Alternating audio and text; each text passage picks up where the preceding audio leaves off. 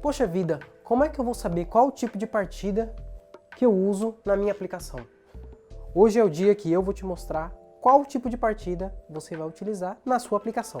Meu nome é Victor Vitoriano e seja muito bem-vindo à Sala da Elétrica.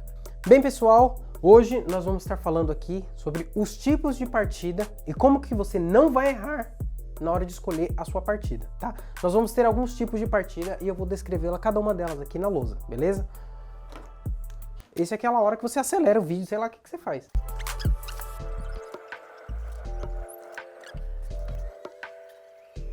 Bem, então vamos começar falando sobre o tipo de partida, que é o tipo de partida direta, tá? O que acontece nesse tipo de partida? A sua tensão nominal que é injetada no motor, ela é de 100%, ou seja, você vai ter os valores nominais já logo no início da partida. Então vamos lá, o que significa esse gráfico aqui que nós colocamos, tá? Primeiro lugar, isso é muito importante. Ele precisa ter que saber interpretar gráfico? Sim, porque é isso que vai determinar, é isso que vai separar os homens das crianças na área da elétrica, tá? Sabia não? Então nós temos um gráfico aqui que esse tipo de gráfico é muito utilizado pelos fabricantes dos motores, tá? O que ele diz para nós? Nesta linha aqui vertical, nós temos as rotações por minuto em porcentagem, sendo que esse valor máximo aqui é quando o nosso motor atinge 100% da rotação nominal. Então o que nós precisamos saber deste gráfico aqui, né? Em vermelho está representando aqui o nosso conjugado, tá? Deixa eu apagar aqui. Então, em vermelho aqui é o nosso conjugado, tá? É o comportamento do conjugado do motor. Ah, Victor, o que é conjugado? Conjugado, ele é o próprio torque do motor, tá? É força vezes uma determinada distância. Nós podemos discorrer sobre isso aqui nesse vídeo. E em verde é o comportamento da corrente. Então percebam aqui, pessoal, o meu conjugado ele vai fazer este movimento durante nos períodos em que a minha rotação aqui vai atingindo diferentes valores. Então ele começa com um determinado valor, ele desce um pouquinho, sobe até um pico e depois ele estabiliza, tá bom? Então na nossa partida direta, todos esses dados que são fornecidos pelo fabricante do motor, eles já vão estar plenos no momento que você parte o seu motor. E aí, quando você tem uma carga, essa carga, né, pode ser uma esteira, pode ser as hélices de um ventilador, enfim, tudo aquilo que gera força contra o eixo do motor, ela vai ter que estar nesse gráfico, sendo que ela vai ter que estar numa região onde o conjugado nominal do motor, ele possa ser possível de deslocar aquela carga, estando a plena carga. Então vamos supor aqui que em azul, que esse aqui é o conjugado da minha carga.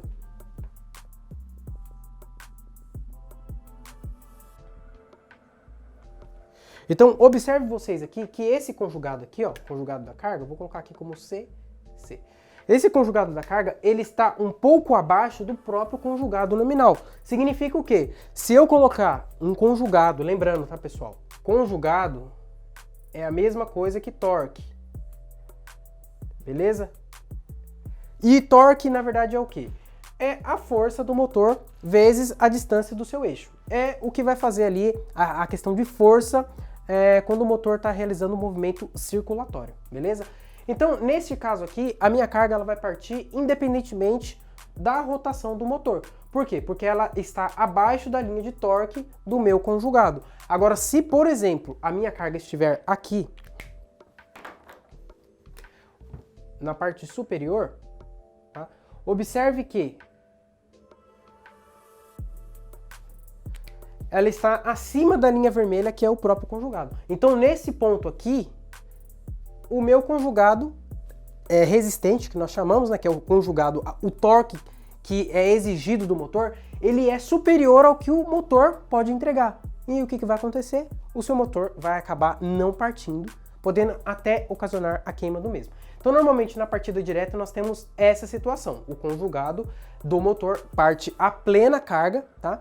Ou seja, todo o conjugado da carga vai ter que estar no momento da partida do motor, beleza? E o meu motor tem que ser suficiente para entregar este torque, este conjugado que a carga requer. Agora vai acontecer uma coisa diferente neste caso aqui. Vem aqui comigo. Então, vem comigo então. Corre aqui na partida estrela-triângulo, tá? Quando que ela vai ocorrer? Normalmente, quando a corrente de partida do motor é extremamente alta, e aí nós temos que utilizar por métodos de partida indiretos, né? Esse aqui seria um método de partida direto, onde eu injeto todos os dados nominais do motor, incluindo a tensão. E neste caso, quando o meu motor ele é muito forte, que vai gerar um pico muito grande na corrente de partida, nós temos que reduzir essa corrente. Na partida estrela-triângulo, ela reduz em 66%, ou seja, a corrente de partida na estrela-triângulo, e isso muitos de vocês já sabem, ela é de cerca de 1/3 da corrente nominal. Em quais casos isso vai ocorrer? Normalmente, motores acima de 5, 7 cavalos e meio, 7,5 CV, já é interessante não utilizar partida direta, já começar a utilizar métodos de partida indiretos que nós vamos listar aqui, tá? O primeiro deles é a partida estrela-triângulo, mas o que muita gente se esquece é que em alguns casos a nossa partida estrela-triângulo precisa ser executada, mas nós temos que levar em consideração o que está no eixo do motor. O meu motor ele está partindo a plena carga? O meu motor ele está partindo em vazio? São essas as perguntas que nós temos que nos fazer, tá? Porque se o conjugado da minha carga ele estiver neste ponto aqui, me responda você, né? Me responda você. Se o conjugado ele está nesse ponto, né? Está acima do vermelhinho aqui que representa os dados em estrela e abaixo dos dados que representam em triângulo, esse motor ele vai partir em estrela? Ele vai partir em triângulo? Me responda você aí nos comentários. Dá um pitaco aí e fala se vai partir ou não esse motor. Se ele parte em estrela-triângulo ou se ele parte só em triângulo. Bem, não sei qual foi a sua resposta. Mas esse motor, se nós optarmos por realizar a partida de estrela-triângulo com essa carga, sendo que o conjugado nominal da minha carga ele está neste tracejado, observe que ele está acima do que o meu motor em estrela consegue fornecer, né? Ele teria que estar abaixo da linha vermelha nessa rotação nominal aqui, tá? Aqui é RPM. RPM. Ou seja, esse motor aqui, ele não consegue partir em estrela-triângulo com esta carga, com este conjugado da carga, na situação que está aqui em estrela-triângulo. Eu teria que partir esse motor diretamente com o triângulo ou utilizando ainda outros métodos de partida, como nós vamos listar aqui. Agora, se a minha carga, e isso é uma coisa muito importante de saber, tá? Se a minha carga ela está aproximadamente aqui, ó, eu vou colocar a carga no meu motor só quando ele atingir, por exemplo, 50% da rotação nominal. Neste caso específico, eu posso partir o meu motor em estrela-triângulo, tá? Primeiro partir em estrela, porque ele vai ter 1/3 de torque, tá? 1/3 de corrente e 1/3 de torque também, tá? O conjugado de partida, no caso do estrela-triângulo, ele também reduz em 1/3. Então, se o meu conjugado de partida do motor é X, partindo o motor em estrela, eu vou ter X sobre 3. E o X pode ser qualquer valor. Vamos supor que seja 90 Nm. Esse valor é bem expressivo. 90 dividido por 3, 30, certo? Então, o conjugado de partida seria de 30 Nm. Mas a minha carga, ela é de 20, por exemplo. 20 Nm. Nesse caso, eu consigo fazer partir o motor com o estrela-triângulo, beleza? Então, de novo, se no gráfico lá do motor que o fabricante disponibiliza, ele estiver com essa situação, eu vou poder partir cargas que estão abaixo dessa linha vermelha em uma determinada rotação e eu não vou poder partir cargas que possuem esse conjugado acima dos meus dados reduzidos em 1/3. Tá? Isso é muito importante na hora de você projetar uma máquina, porque dependendo do que acontecer e você utilizar um método de partida estrela-triângulo, seu motor ele pode não partir, porque ele não vai ter força suficiente. Pensa, a força está reduzida em 1/3. Então, a sua carga ela deve estar abaixo disso para que o seu motor consiga partir. Então, esse é um ponto muito interessante que muitos profissionais esquecem. Bem, seguindo a nossa ordem cronológica com relação à partida, no sentido de você entender o motivo, a nossa próxima seria a partida com chave compensadora. Ah, Vitor, mas a chave compensadora não existe mais, agora é soft starter. Engano seu. Se você pega um ambiente que é extremamente insalubre, um ambiente extremamente pesado, tá? Eu vou dar um exemplo. Imagina que você precisa fazer uma partida de uma bomba do motor que está instalado lá na floresta amazônica. Isso já aconteceu no meu caso. Se você colocar um soft starter naquele local, ele simplesmente vai parar de funcionar em um determinado tempo, tá? Isso é uma experiência que eu estou trazendo para você. Nesse caso, você vai ter que usar o que é mais parrudo, o que é mais raiz. E nesse caso, a partida de chave compensadora ainda é utilizada sim, em ambientes que são muito quentes, em ambientes que são muito frios, em ambientes que são muito úmidos, beleza? Então é importante você conhecer isso aqui também, porque se você precisar fazer um serviço em um local que é um pouco mais difícil, aí você vai precisar conhecer isso daqui, tá? Como que ela funciona? Eu vou injetar aqui uma tensão de trabalho no meu primário, tá? No primário do transformador. Esse transformador, através, né, da indução eletromagnética, ele vai induzir uma determinada tensão aqui no meu secundário. E essa tensão, ela pode ser de 80%, tá? 80% da nominal ou 65%. Observe que são valores superiores aos 33%, tá? Dividir por 3 é a mesma coisa que 33%. Da nossa partida estrela triângulo. Então, em quais aplicações eu vou utilizar essa partida? Em partidas que eu preciso partir o motor de maneira indireta, mas que os 33% da partida estrela triângulo não conseguem me atender. E neste caso, nós teremos outros valores aqui, tá? Beleza, então nós temos esses valores aqui relacionados à tensão. 100% da tensão nominal, 80% da nominal e 65% da nominal. Lembrando que isso daqui são os valores comumente utilizados no mercado. E isso representa para nós o que com relação à corrente? Bem, no caso do 80%, vai representar para nós 64% dos valores nominais de corrente e conjugado. E no caso de partir o motor com 65% da tensão nominal, nós vamos ter cerca de 42% dos dados nominais, beleza? Então, no panorama, no gráfico do motor que o fabricante vai disponibilizar para você, o que nós vamos analisar é o seguinte, tá? O que está em azul representa para nós o 100% do motor, tá? Linha contínua é conjugado e linha tracejada é corrente. Então, observe aqui. No caso, o valor nominal do motor que o fabricante vai disponibilizar para você, nós vamos ter esta curva azul aqui e esta curva pontilhada aqui. Isso daqui representa para nós a corrente nominal e isso aqui representa a curva característica do torque. O que vai acontecer quando eu injetar 80% da minha tensão nominal é que a minha corrente e o meu conjugado, eles vão cair em 64%. Tá? Já é diferente dos 33% que nós tínhamos na partida estrela triângulo. Tá, e se eu colocar 65% do valor nominal de tensão, 42% dos valores nominais de corrente e conjugado. Então nós vamos ter um gráfico parecido com esse. Aí o que o projetista vai fazer? Você é eletricista, eu preciso partir uma esteira. Eu preciso calcular qual vai ser a força necessária para que aquela esteira ela possa operar. E ela pode estar em diversos pontos aqui, tá? Dependendo do local onde estiver, eu vou usar um verde aqui que eu acho que fica melhor. Dependendo do panorama da minha carga, tá?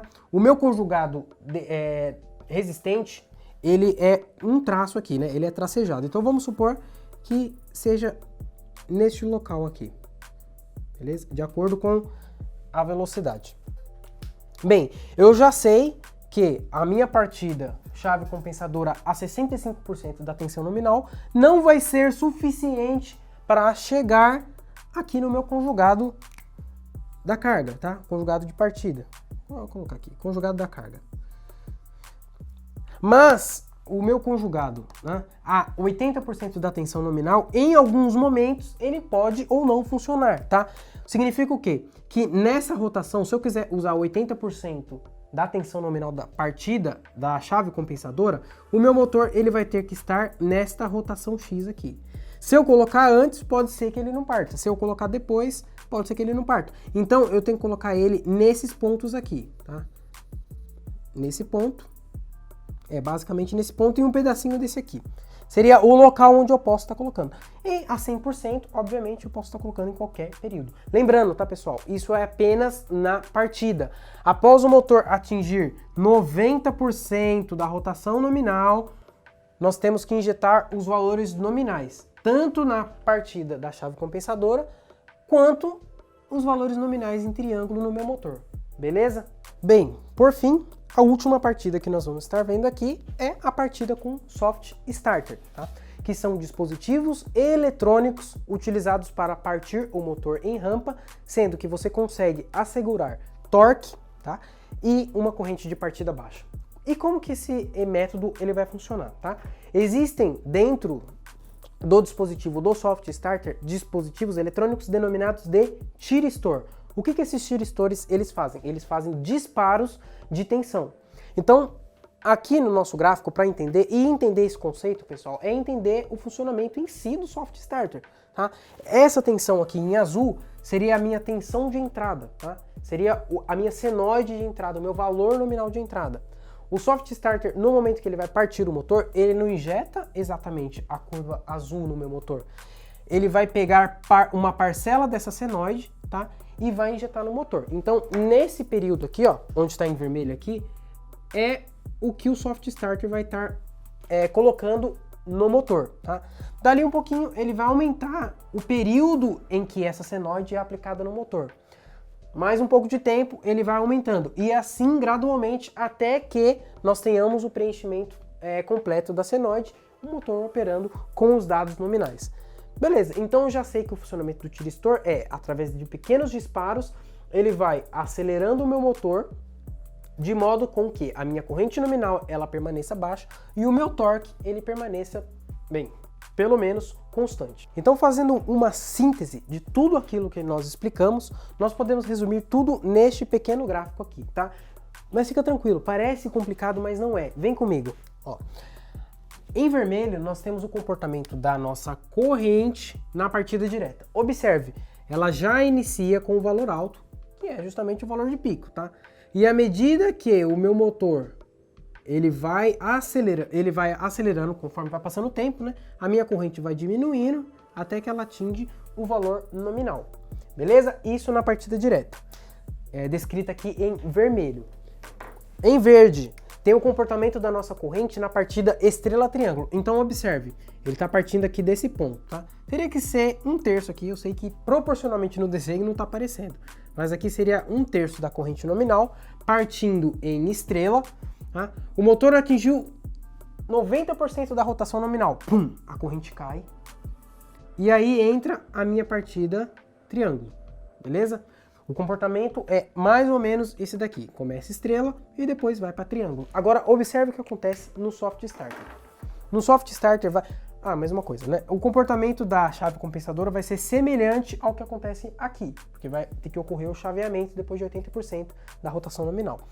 Agora, observe o que acontece em azul aqui no meu gráfico em azul. Então, à medida que vai passando o tempo, a minha corrente ela vai subindo gradualmente, tá?